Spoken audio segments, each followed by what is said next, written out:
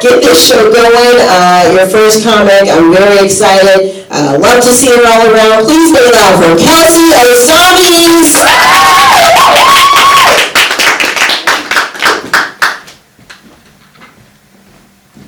Woo, all right. Okay, new mic, new things to think about and do. That one's tougher than the one in the basement, for sure. Great job, Juliet, so pronouncing my last name. It's Ozamiz, which is Spanish, which is confusing because I look very clearly white, right? You guys are like, is this a trap? It's not a trap, and it's actually not that confusing.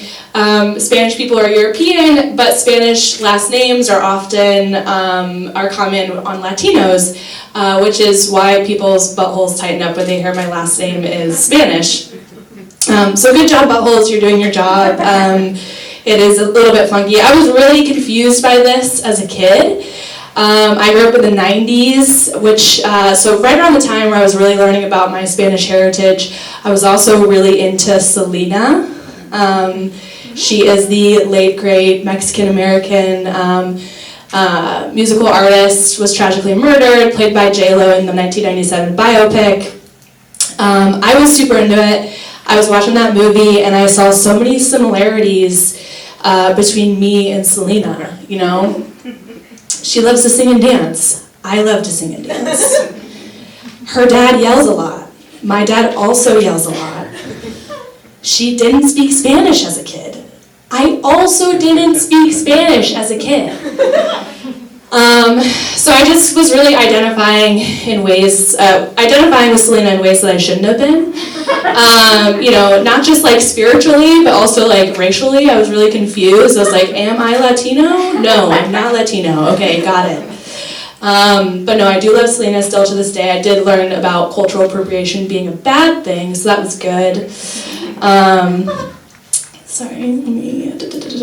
But cut to a few years later, I went through puberty and woke up with just a big dump truck of an ass. And I was like, are we sure?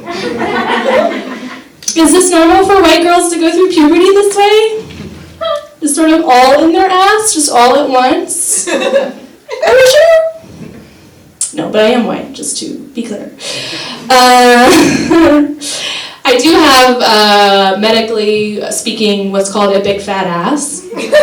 I love calling it my big fat ass. My mom hates it when I call it my big fat ass. My dad calls it my low center of gravity, which I thought was just a term you use to describe race cars, but it's actually something you can call your daughter as well. He was my coach. He was like my soccer and softball coach.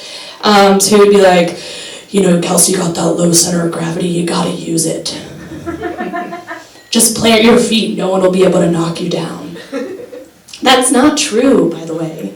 Very easy to knock down. I grew up in the Midwest. Anyone here from the Midwest? Big no, okay. I find that I don't really fit into like the Seattle mold super well. There's sort of like two characters I've noticed in Seattle. There's just got back from a hike, and then there's side character from The Matrix. One of them's in the mood for a hazy IPA. The other one is trying to decide red pill, blue pill while wearing a really cool patent leather trench. Tiny tinted sunglasses. I don't fit into those categories. I'm more like mom at a block party. That's kind of my vibe. I like to accessorize with a big bowl of bean salad on my hip. My ideal mode of partying is taking 5 milligrams of weed chocolate and not telling anybody about it. And nursing a glass of rosé over the course of 2 hours.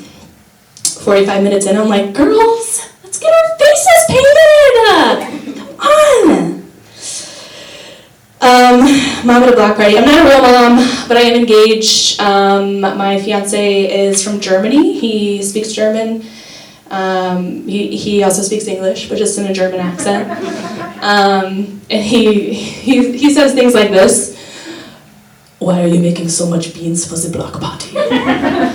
Why is it called a block party? There are 2 blocks or more. It should be called a Straße party. Why do you have that stuff all over your face? How much weed chocolate did you take?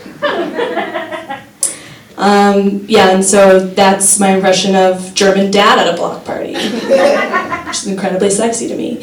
Thank you, that's my time.